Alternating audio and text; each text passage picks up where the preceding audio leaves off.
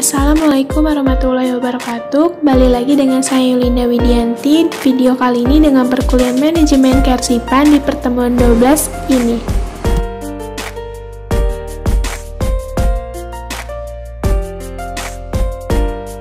Sebelum video ini dimulai, aku akan memperlihatkan persiapan apa saja yang dibutuhkan dalam praktek kearsipan di pertemuan 12 kali ini. Yang pertama itu kita akan membutuhkan penyekat. Penyekat ini masih sama kayak sebelumnya. Yang kedua yaitu surat, yang 25 surat dari materi sebelumnya. Dan yang ketiga aku akan menggunakan guide untuk subsubjek dan subjek. Dan yang keempat aku membutuhkan binder file seperti ini. Perlengkapannya masih sama kayak sebelumnya.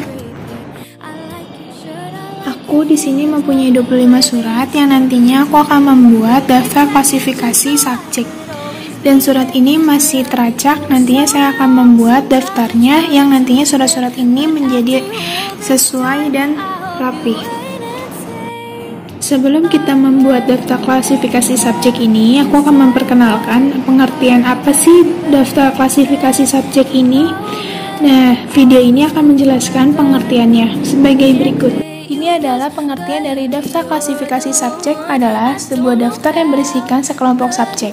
Subjek tersebut kemudian diklasifikasikan atau dikelompokkan ke dalam golongan yang berbeda-beda. Penggolongan didasarkan pada hal yang sama diantaranya setidaknya dua objek. Dan ini adalah surat yang saya sudah susun dan saya jadikan daftar klasifikasi subjek seperti ini.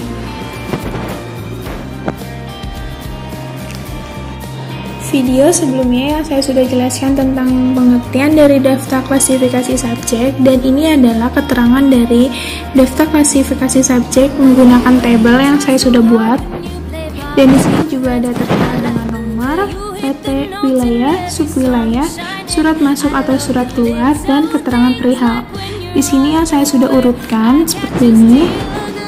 Dan di sini juga ada keterangan wilayah yang nantinya ini yang menjadi stem guide yang pada diletak di atas surat yang bisa disebut dengan Jakarta. Dan subwilayahnya itu ada Jakarta Pusat, Jakarta Timur, Jakarta Selatan. Dan di sini juga ada surat keluar yang dari Jakarta Selatan, Jakarta Timur, Jakarta Pusat, Depok, Yogyakarta, dan bahkan Surabaya. Seperti ini. Nanti kita langsung saja surat ini yang 25 surat yang saya sudah susun, nanti saya rapihkan dengan penyekat-penyekat di bagian surat sebagai berikut. Jangan langsung skip ya guys. Di sini aku akan menjelaskan perbedaan dari surat masuk dan surat keluar yang tertera pada daftar klasifikasi subjek sebelumnya. Di sini ada pengertian dari surat masuk yang dimana identitas perusahaan lain berada di kop surat yang paling atas dan perusahaan kita berada di dalam surat yang tertera di yang terhormat, dan pimpinan perusahaan lain terdiri dari di tanda tangan. Ini adalah pengertian dari surat keluar yang identitas perusahaan kita berada di kop surat paling atas dan perusahaan lain berada di dalam surat yang terdiri dari yang terhormat dan pimpinan kita berada di tanda tangan paling bawah.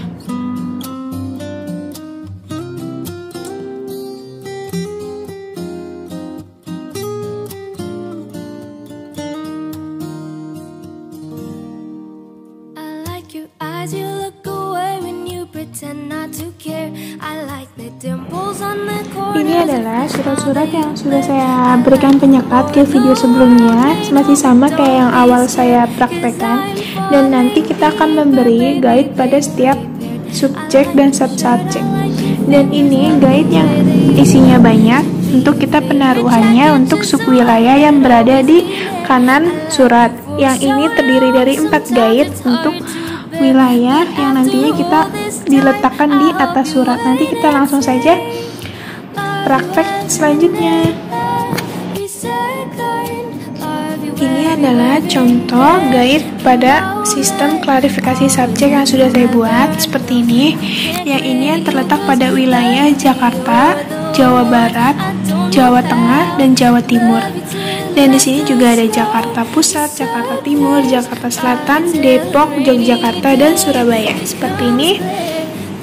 Dan nanti surat-surat ini saya masukkan ke dalam binder file sebagai berikut. Ya, ini adalah tugas karsipan saya yang sudah masukkan ke dalam binder file seperti ini. Dan nanti saya akan mengecek satu persatu guide dalam penyekatnya. Ini Jakarta dan Jakarta Pusat, surat masuk surat keluar dan saya jadikan satu, dan Jakarta Timur, dan Jakarta Selatan, Depok, Yogyakarta, dan Surabaya. Dan Surabaya juga terletak di penyekat yang sama.